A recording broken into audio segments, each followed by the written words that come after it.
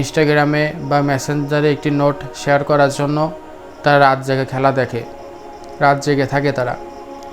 অথচ যারা বিশ্বাসী বান্দা তারা কি করবে? তারা ঈমান আনার পরপরই তারা আমলে সলেহ করবে। অর্থাৎ আমাদের প্রত্যেকটা কাজকর্ম হবে ইবাদত।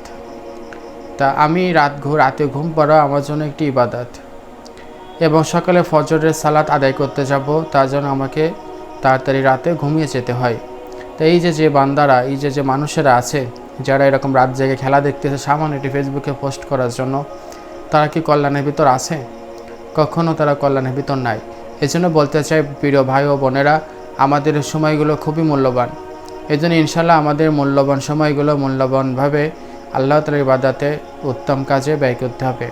তাহলে ইনশাল্লাহ আমরা মুফলিহুন, সফল কাম হতে পারবো ইনশাআল্লাহ।